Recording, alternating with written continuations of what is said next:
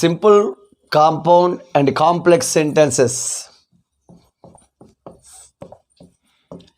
Actually మనం types of sentence అనే ఒక టాపిక్లో టైప్స్ ఆఫ్ సెంటెన్స్ మనం ఏం చేస్తామంటే టైప్స్ ఆఫ్ సెంటెన్స్లో రెండు రకాలుగా ఉంటాయండి.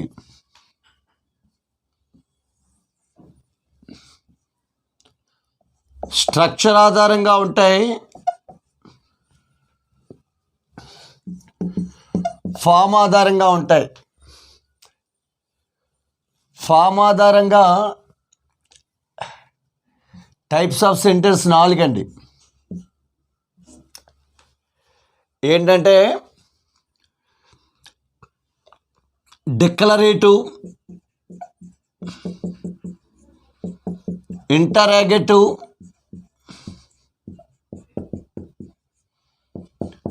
Imperative, exclamatory. ఇది ఫామ్ ఆధారంగా టైప్స్ ఆఫ్ సెంటెన్స్. స్ట్రక్చర్ ఆధారంగా టైప్స్ ఆఫ్ సెంటెన్స్ వచ్చేసి కాంపౌండు, కాంప్లెక్స్, సింపుల్.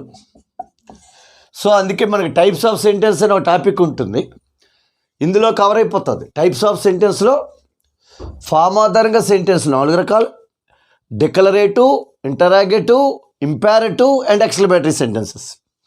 స్ట్రక్చర్ ఆధారంగా సెంటెన్స్ 4 రకాలు: కాంపౌండు, కాంప్లెక్స్, సింపుల్. ముందుగా మన స్ట్రక్చర్ ఆధారంగా ఈ మూడింటిని నేర్చుకొని అప్పుడు ఫామ్ ఆధారంగా ఉన్న కూడా ఒకసారి డిస్కస్ చేసేస్తాం. ఆల్రెడీగా అవి చాలా చోట్ల కవర్ అయిపోయినాయి. అయినప్పటికీ ఒక దగ్గర టైప్స్ ఆఫ్ సెంటెన్స్ అనే కాన్సెప్ట్ కోసం ఇక్కడ మనం తీసుకురావటం జరిగింది. ఇప్పుడు కాంపౌండ్, కాంప్లెక్స్, సింపుల్ సెంటెన్స్ గురించి స్టార్ట్ చేద్దాం. ఓకే, ఇప్పుడు సింపుల్, కాంపౌండ్, కాంప్లెక్స్ సెంటెన్స్ని మనం ఎట్లాగా నేర్చుకోవాలి ఒక్కొక్కటి చూద్దామండి. ఫస్ట్ కాంపౌండ్ సెంటెన్స్ అండి. కాంపౌండ్ సెంటెన్స్, దీన్ని తెలుగులో సంయుక్త వాక్యం అంటాం. సంయుక్త వాక్యం అంటే కాంపౌండ్ సెంటెన్స్లో అంటే ఇందులో 2 మెయిన్ క్లాజెస్ మినిమం ఉండాలండి. 2 మెయిన్ క్లాజెస్, 2 మెయిన్ క్లాజెస్తో కూడుకున్న వాక్యాన్ని కాంపౌండ్ సెంటెన్స్ అంటారు. గుర్తుపెట్టుకోండి, 2 మెయిన్ క్లాజులతో కూడుకున్న వాక్యాన్ని కాంపౌండ్ సెంటెన్స్ అంటారు. మినిమము 2 మెయిన్ క్లాజులు ఉండాలి. 2 మెయిన్ క్లాజులు ఉండే సెంటెన్స్ కాంపౌండ్ సెంటెన్స్ అవుతుంది. తర్వాత వచ్చి it should have 2 main clauses.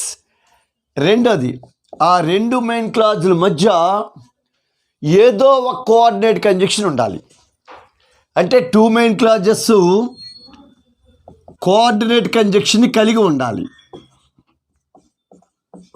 గుర్తుపెట్టుకోండి,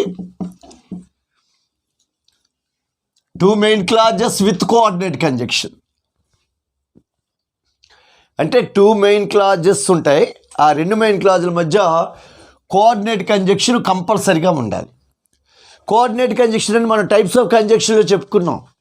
కోఆర్డినేట్ కంజంక్షన్ 4 రకాలు చెప్పాం, గుర్తుందా మీకు? అంటే ఏంటి చూడండి, కోఆర్డినేట్ కంజంక్షన్లో but, at, still,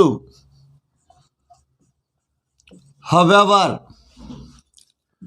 so, therefore,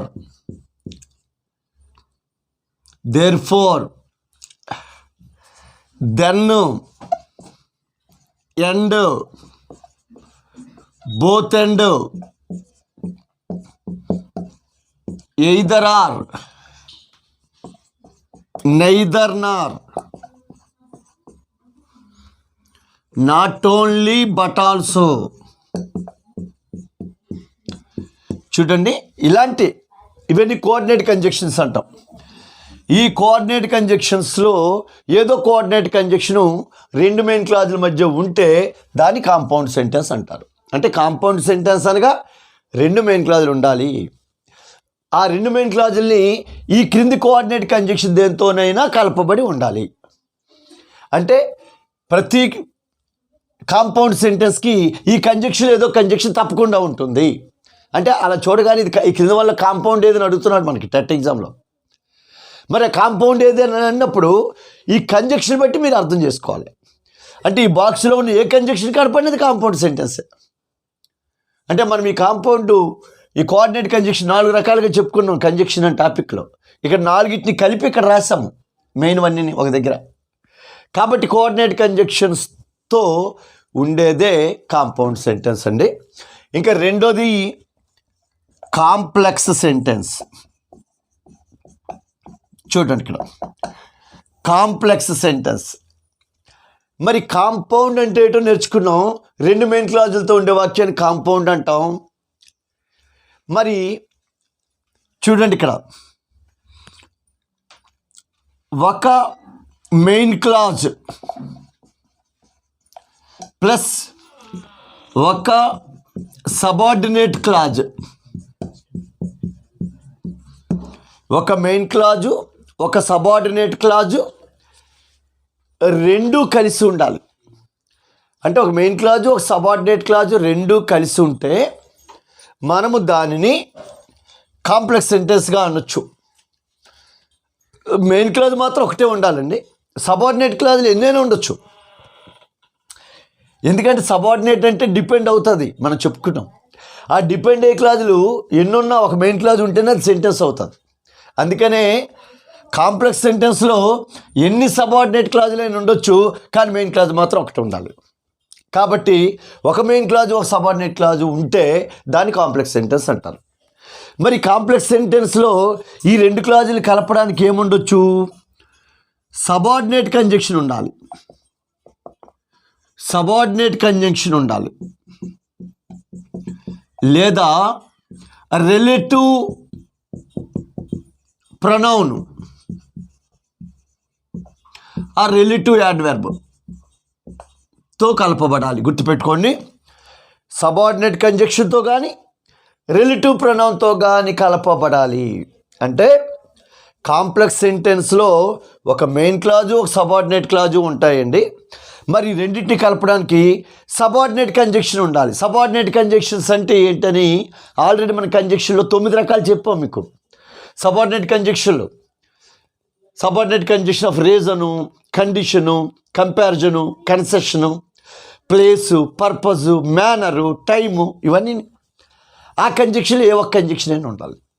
లేదా relative pronoun or adverb, relative adverb కానీ రిలేటివ్ ప్రొనౌన్ కానీ, who, which, whom, whose, that, where, when, ఇవన్నిటిని అంటే ఇటువంటి కంజంక్షన్తో ఒక మెయిన్ క్లాజ్ ఒక సబార్డినేట్ క్లాజ్ కలిపితే దానిని కాంప్లెక్స్ సెంటెన్స్ అంటారు. మనకు ఇది 8th క్లాస్ బుక్ 6th యూనిట్లో అంటే లాస్ట్ యూనిట్లో ఈ కాంపౌండ్ కాంప్లెక్స్ సెంటెన్స్లు గురించి ఉదాహరణలు ఇచ్చి ఉన్నాడు. అక్కడ చూడగానే ఏం లేదు, మొదట కోఆర్డినేట్ కంజంక్షన్ చెప్పాడు, తర్వాత సబార్డినేట్ కంజంక్షన్ చెప్పాడు. కోఆర్డినేట్ కంజంక్షన్తో కలపబడేవి కాంపౌండ్ సెంటెన్స్లు అన్నాడు, సబార్డినేట్ కంజంక్షన్తో కలపబడేవి కాంప్లెక్స్ సెంటెన్స్లు అన్నారు. అంటే కాంప్లెక్స్ సెంటెన్స్లు సబార్డినేట్ కంజంక్షన్తో కలపబడితే కాంపౌండ్ సెంటెన్స్లు కోఆర్డినేట్ కంజంక్షన్తో కలపబడతాయి. ఇక్కడ 2 మెయిన్ క్లాజులు ఉంటే ఇక్కడ ఒక మెయిన్ క్లాజు ఒక సబార్డినేట్ క్లాజు ఉంటాయి. మరి ఈ రెండింటికి ఉదాహరణలు మనం ఇప్పుడు చూద్దామండి. ఉదాహరణ చూసి అప్పుడు సింపుల్ సెంటెన్స్ పరిచయం చేద్దామండి. ఓకేనమ్మా, ఇప్పుడు ఈ సింపుల్ సెంటెన్స్ కూడా చూద్దామండి. చూసి 3 మీద ఎగ్జాంపుల్స్ మనం ఇచ్చుకుంటూ వెళ్దాం. సింపుల్ సెంటెన్స్ అంటే ఇక్కడ ఒకే ఒక మెయిన్ క్లాజ్ ఉండాలి. అంటే ఉండవలసింది ఒకే ఒక క్లాజు. అంటే ఓన్లీ వన్ క్లాజ్ తో కూడిన వాక్యాన్ని సింపుల్ సెంటెన్స్ అంటారు. ఓన్లీ వన్ క్లాజ్ అంటే కాంపౌండ్లో 2 క్లాజులు ఉంటాయి, కాంప్లెక్స్లో 2 క్లాజులు ఉంటాయి, కానీ సింపుల్లో ఓన్లీ 1 క్లాజే ఉంటుంది. ఆ 1 క్లాజ్ కూడా మ్యాక్సిమం మెయిన్ క్లాజ్. ఎందుకంటే మెయిన్ క్లాజ్ కాకపోతే అది సెంటెన్స్ కాదు. సెంటెన్స్ అంటే పూర్తార్థం రావాలి. మరి పూర్తార్థం రావాలి కాబట్టి ఒకే ఒక మెయిన్ క్లాజ్ కంపల్సరీగా ఉండాలి. ఒకే ఒక మెయిన్ క్లాజ్ ఉండొచ్చండి, లేదా ఒక ప్రేజు ప్లస్ ఒక మెయిన్ క్లాజ్ కూడా ఉండొచ్చు. సింపుల్ సెంటెన్స్ అంటే ఒక ప్రేజు ఒక మెయిన్ క్లాజ్ కూడా ఉండొచ్చు. ఇప్పుడు ఒక ఎగ్జాంపుల్ తీసుకుందామండి. అంటే ఏది కాంపౌండ్లోకి వెళ్తుంది, ఏది కాంప్లెక్స్లోకి వెళ్తుంది, ఏది సింపుల్లోకి వెళ్తుంది. చూడండి ఇక్కడ, he likes sweet but he does not like hot.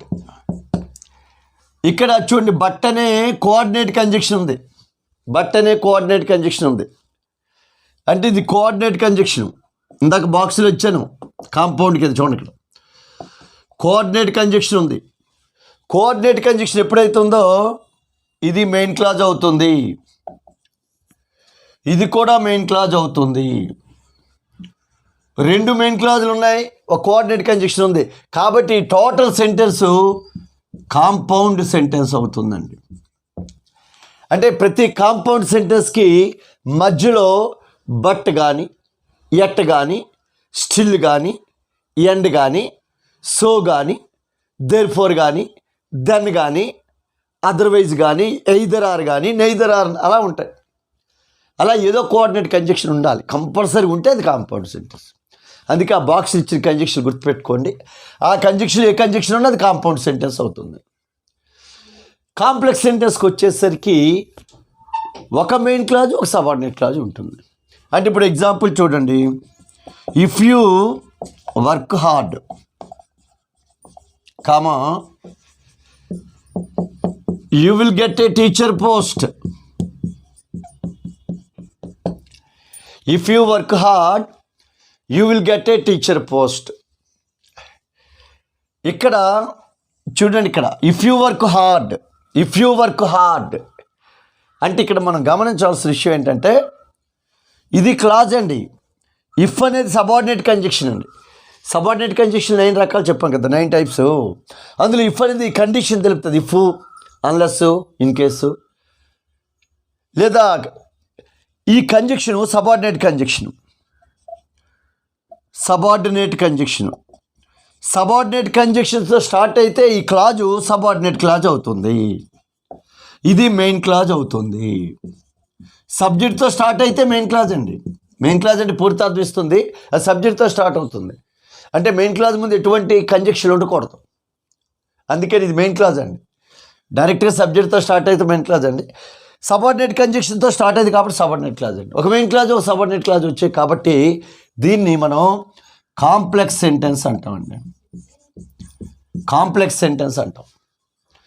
Complex sentence అంటే ఒక మెయిన్ క్లాజ్ ఒక సబార్డినేట్ క్లాజ్ రెండు ఉండాలి.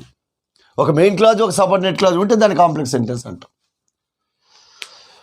ఇట్లాగే మనం ఏంటంటే 9 కంజంక్షన్లు ఉన్నాయండి. 9 కంజంక్షన్లు ఏదైనా మనం తీసుకోవచ్చండి. అంటే మనకి ఇప్పుడు కండిషన్ రాస్తాము, కన్సెషన్ లేని దో ఆల్ దోతో, లేకపోతే యాజు సిన్సు బికాస్తో, లేదా సో దట్తో, ఇలాగా ఏదో కంజంక్షన్తో వచ్చేవన్నీ కూడా సబార్డినేట్ క్లాజులు అవుతాయండి. ఆ సబ్జెక్ట్తో వచ్చిన మెయిన్ క్లాజ్ అవుతాయి. ఒక మెయిన్ క్లాజ్ ఒక సబార్డినేట్ క్లాజ్ అంటే కాంప్లెక్స్. అట్లాగే రిలేటివ్ ప్రొనౌన్తో వచ్చిన, చూడండి ఇక్కడ, I know the person who was arrested. ఇక్కడ చూడండి, I know the person main clause అండి, సబ్జెక్ట్తో స్టార్ట్ అయింది కాబట్టి. రిలేటివ్ ప్రొనౌన్తో స్టార్ట్ అయిందండి, ఇది సబార్డినేట్ క్లాజ్ అండి. సబార్డినేట్ క్లాజ్ అండి. ఒక మెయిన్ క్లాజు ఒక సబార్డినేట్ క్లాజు కాబట్టి ఇది కూడా కాంప్లెక్స్ సెంటెన్స్ అండి. కాంప్లెక్స్ సెంటెన్స్ అంటే కాంప్లెక్స్ సెంటెన్స్లో ఒక మెయిన్ క్లాజు ఒక సబార్డినేట్ క్లాజు ఉంటాయండి. అంటే మరి కాంప్లెక్స్ సెంటెన్స్ ఎట్లా గుర్తిస్తాము? ఎస్, కాంప్లెక్స్ సెంటెన్స్ గుర్తించాలని గుర్తుపెట్టుకోండి, ఏదో ఒక సబార్డినేట్ కంజంక్షన్తో స్టార్ట్ అవ్వాలి, లేదా రిలేటివ్ ప్రొనౌన్తో స్టార్ట్ అవ్వాలి. ఏదో ఒక సబార్డినేట్ కంజంక్షన్తో కానీ రిలేటివ్ ప్రొనౌన్తో కానీ మొదలయ్యే క్లాజ్ సబార్డినేట్ క్లాజ్ అంటారు. ఒక సబార్డినేట్ క్లాజ్ ఒక మెయిన్ క్లాజ్ ఉంటే దాన్ని కాంప్లెక్స్ సెంటెన్స్ అంటారు. ఇంకా ఆఖరిది ఏంటంటే సింపుల్ సెంటెన్స్. ఓకే, సింపుల్ సెంటెన్స్లోకి వెళ్తున్నాం. ఎగ్జాంపుల్లో చూడండి, ఇక్కడ వి ఎంజాయ్ ద ఫిల్మ్స్. ఇప్పుడు చూడండి, వి ఎంజాయ్ ద ఫిల్మ్స్. ఇక్కడ ఒకే ఒక క్లాజ్ ఉంది కాబట్టి ఇది సింపుల్ సెంటెన్స్ అవుతుంది. అంటే సింపుల్ సెంటెన్స్ అనేటప్పుడు ఒకే క్లాజ్ ఉండాలి, 2 క్లాజులు ఉండకూడదు. ఒకే క్లాజ్తో పాటు కథ ప్రేజ్ ఉండొచ్చండి. ఎగ్జాంపుల్ చూడండి, ఇంతకుముందు మనకు నాన్ ఫైనైట్ క్లాజ్ అని చెప్పాము, అదే ఫ్రేజ్గా తీసుకోవాలి. ఇక్కడ having finished his work,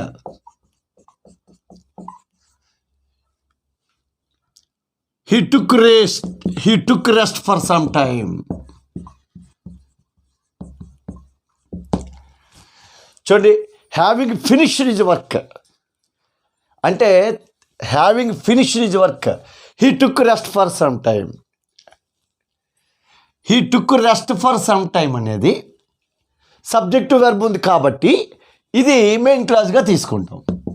main clause. ఇక్కడ చూడండి, హ్యావింగ్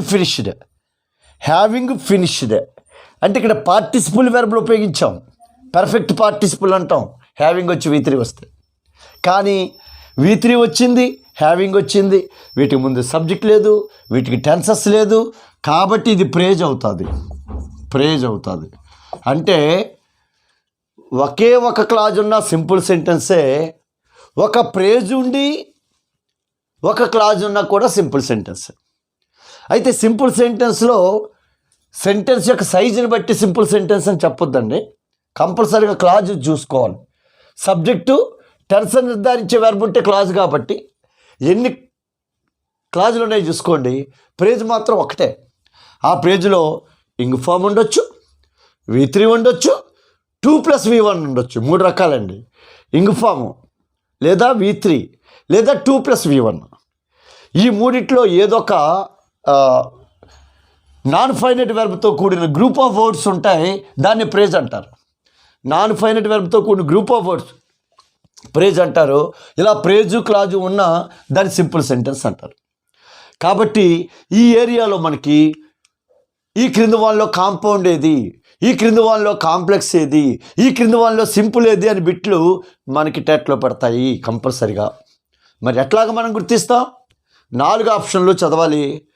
మధ్యలో కోఆర్డినేట్ కంజంక్షన్ ఉందనుకోండి, అది కాంపౌండ్ సెంటెన్స్. సబార్డినేట్ కంజంక్షన్ కానీ రిలేటివ్ ప్రొనౌన్తో కానీ క్లాజ్ ఉందనుకోండి, అది కాంప్లెక్స్ సెంటెన్స్. ఒకే ఒక క్లాజ్ ఉన్నా, ప్రేజ్ కమ్ క్లాజ్ ఉన్నా దాన్ని సింపుల్ సెంటెన్స్ అంటారు. కాబట్టి టైప్స్ ఆఫ్ సెంటెన్స్లో గుర్తించడానికి ఇది మనకు ఉపయోగపడుతుంది. ఒక ఎగ్జాంపుల్ చూడండి, డిఎస్సి పరీక్షల్లో ఆ టెట్ పరీక్షల్లో ఏ విధంగా అడుగుతాడో చూడండి. ఇక్కడ which is compound sentence in the given below అంటే క్రింద ఇచ్చిన వాటిలో కాంపౌండ్ సెంటెన్స్ ఏది అని అడిగితే 4 ఆప్షన్ మనకి ఇస్తాడు. ఇలా రవి చూడండి, can swim and dance though he agrees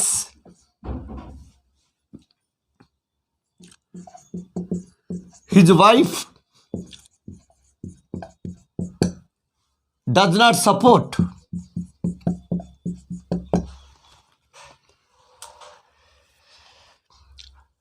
అలాగే చూడు ఇక్కడ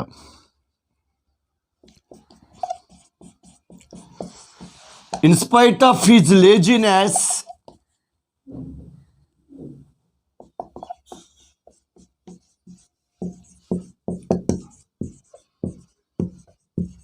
he got good marks.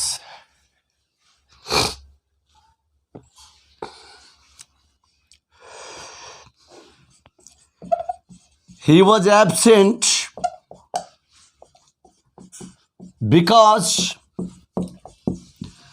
he was ill. Okay, ఇక్కడ జాగ్రత్తగా చూడండి. Which is a compound sentence in the given below. ఇచ్చిన వాటిలో ఏది కాంపౌండ్ సెంటెన్స్ అని అడిగారు. కాంపౌండ్ సెంటెన్స్ అంటే 2 క్లాజులు ఉండాలి, గుర్తుపెట్టుకోండి. ఒక కోఆర్డినేట్ కంజంక్షన్ ఉండాలి. ఇప్పుడు ఇక్కడ చూడండి, లాస్ట్ సెంటెన్స్లో బికాజ్ అనే కంజంక్షన్ ఉంది, ఇది సబార్డినేట్ కంజంక్షన్. సబార్డినేట్ కంజంక్షన్ ఉన్నప్పుడు ఇది సబార్డినేట్ క్లాజ్ అవుతుంది, ఇది మెయిన్ క్లాజ్ అవుతుంది. ఒక మెయిన్ క్లాజ్ ఒక సబార్డినేట్ క్లాజు. ఫోర్త్ ఆప్షన్ తీస్తే కాంప్లెక్స్ సెంటెన్స్గా తీసుకోవాలి. అంటే ఫోర్త్ ఆప్షన్ కాంప్లెక్స్ సెంటెన్స్ అవుతుంది. కారణం బికాజ్ అనే కంజంక్షన్ సబార్డినేట్ కంజంక్షన్ కాబట్టి ఇది సబార్డినేట్ క్లాజు, ఇది మెయిన్ క్లాజు. అలాగే సెకండ్ ఆప్షన్ చూడండి, దో హీ అగ్రీస్. దో అనేది సబార్డినేట్ కంజంక్షన్ అండి, సబార్డినేట్ కంజంక్షను కాబట్టి ఇది సబార్డినేట్ క్లాజ్ అండి. His wife does not support అనేది మెయిన్ క్లాజ్ అండి. ఇక్కడ కూడా సబార్డినేట్ క్లాజ్ ఒక మెయిన్ క్లాజ్ ఉందండి. అంటే రెండోది కూడా కాంప్లెక్స్ సెంటెన్సే గుర్తుపెట్టుకోండి, కాంప్లెక్స్ సెంటెన్స్లే రెండు కూడా. అంటే దో అనే కంజంక్షన్ ఉండడం వల్ల సబార్డినేట్ కంజంక్షన్ కాబట్టి సబార్డినేట్ క్లాజ్, బికాజ్ అనే కంజంక్షన్ ఉండడం వల్ల సబార్డినేట్ కంజంక్షన్ కాబట్టి సబార్డినేట్ క్లాజ్. ఒక సబార్డినేట్ క్లాజ్ ఒక మెయిన్ క్లాజ్ వస్తే అది కాంప్లెక్స్ సెంటెన్స్. ఇంకెక్కడ చూడండి, హీ గాట్ గుడ్ మార్క్స్, ఇది main clause. He got good marks main clause అంటే సబ్జెక్టు వెర్బ్ ఒకసారి రావాలి, అది మెయిన్ క్లాజ్.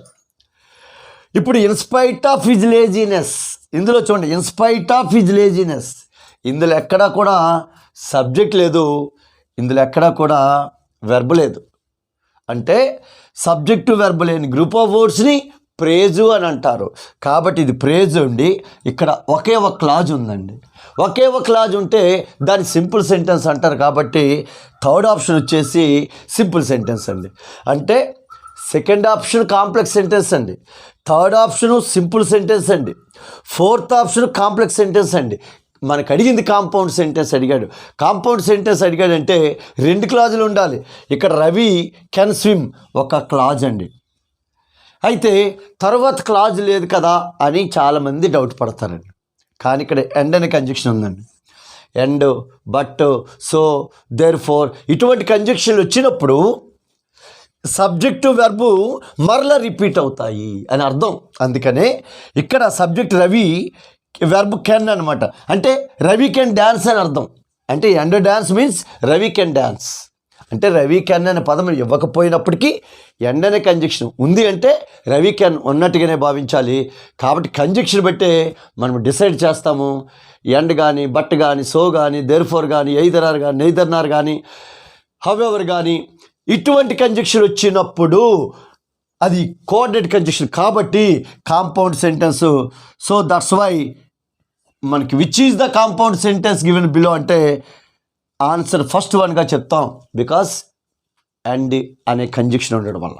ఓకేనండి, ఇలాంటి బిట్స్ మనకి ఎగ్జామ్లో అటెండ్ అయినప్పుడు ఈ కంజంక్షన్ మీద కొంచెం మనం దృష్టి పెట్టగలిగితే, కంజంక్షన్ చూడగలిగితే చాలు, అదే ఏ సెంటెన్సో చెప్పేస్తాం.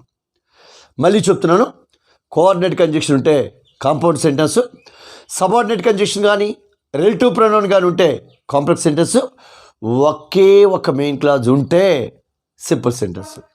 కాబట్టి టైప్స్ ఆఫ్ సెంటెన్స్ని చేయటానికి ఈ నాలెడ్జ్ సరిపోతుంది. కానీ అంతకు మించి మనకు అడుగుతాడు ఏంటి, ట్రాన్స్ఫర్మేషన్ ఆఫ్ సెంటెన్స్. అంటే ఒక సెంటెన్స్ని మరొక సెంటెన్స్లోకి మార్చటం. ఇప్పటివరకు ఏంటి, ఈ క్రింది వాళ్ళలో కాంపౌండ్ ఏది, ఈ క్రింది వాళ్ళలో కాంప్లెక్స్ ఏది, ఈ క్రింది వాళ్ళలో సింపుల్ ఏది గుర్తిస్తే చాలు. గుర్తించాలంటే కంజంక్షన్ గుర్తుపెట్టుకోండి, కానీ మార్చాలంటే మాత్రము మనం ప్రాసెస్లోకి వెళ్దాం.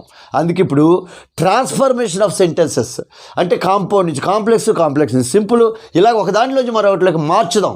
అందుకే ఇప్పుడు ట్రాన్స్ఫర్మేషన్ ఆఫ్ సెంటెన్సెస్ స్టార్ట్ చేద్దాం.